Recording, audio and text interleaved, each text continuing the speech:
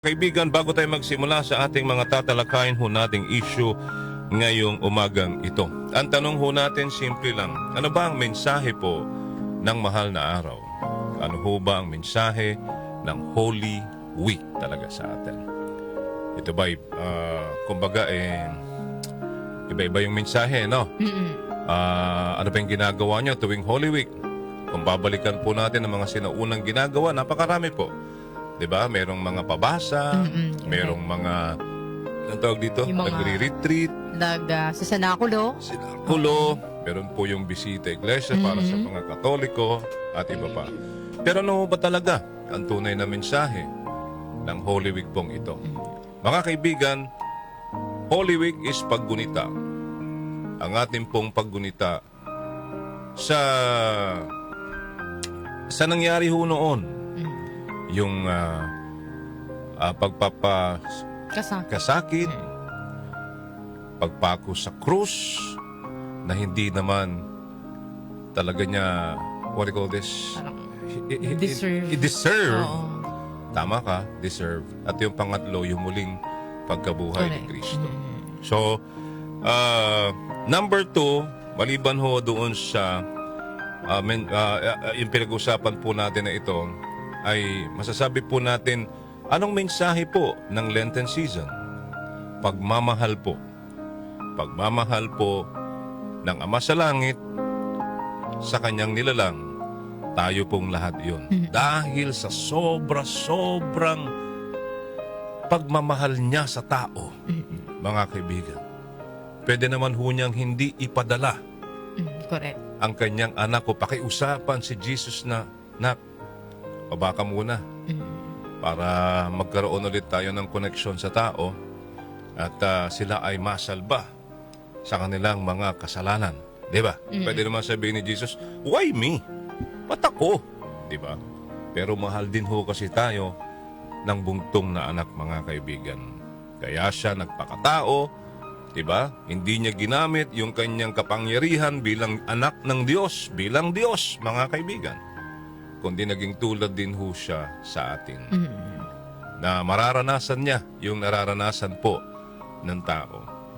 Kaya nga po, di ba, sinabi, sapagkat gayon na lamang ang pag-ibig ng Diyos sa sangkatauhan, kaya't ibinigay niya ang kanyang kaisa-isang anak upang ang sinumang sumasampalataya sa kanya ay hindi mapahamak, kundi magkaroon ng buhay na walang hanggan.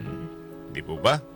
Kaya ho siya naparito, mga kaibigan, to save us all from our sins. Hindi po ba?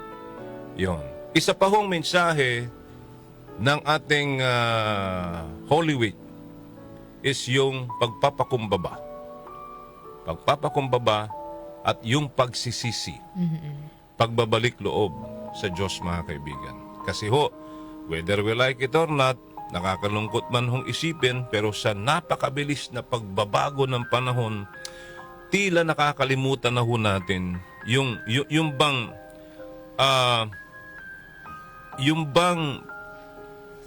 nangyari noon. Dahilan bakit po tayo nag-i-exist. Dahilan bakit po tayo buhay pa rin ho hanggang ngayon. Diba? Nag-i-enjoy. Diba? Naglalaho na ho yun.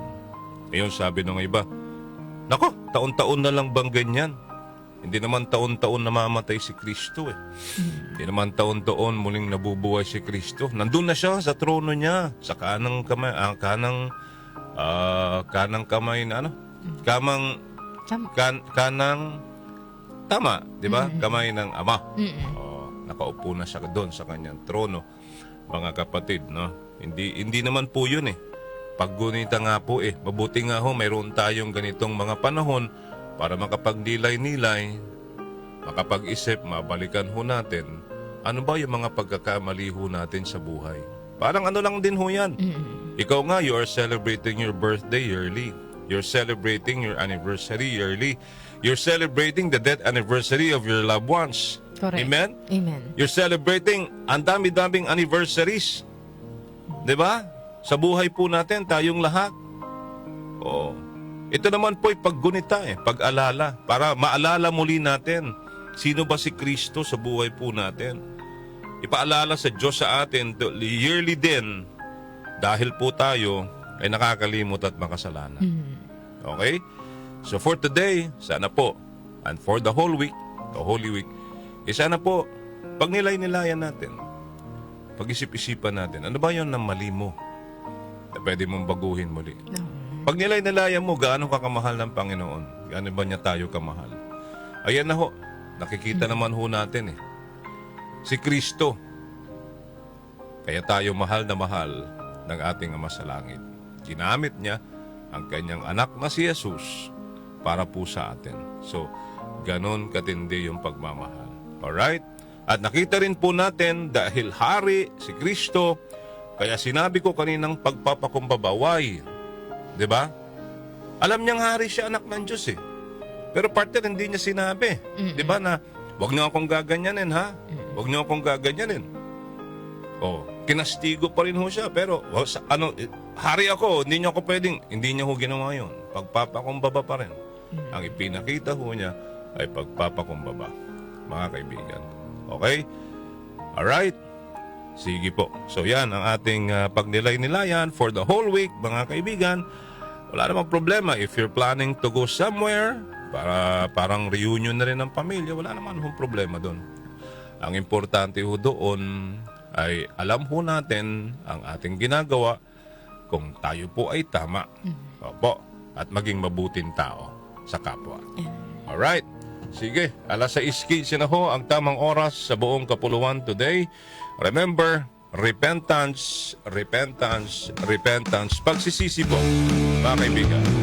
Aba, at hindi lang dapat ngayong Holy Week, kundi araw-araw pagsisihan natin, pagpapakumbaba at magmahal sa kapwa. Maging mabuting tao sa kapwa sa araw-araw. Sina Joel Grospe at Darlene Olaño, MOK sa 774.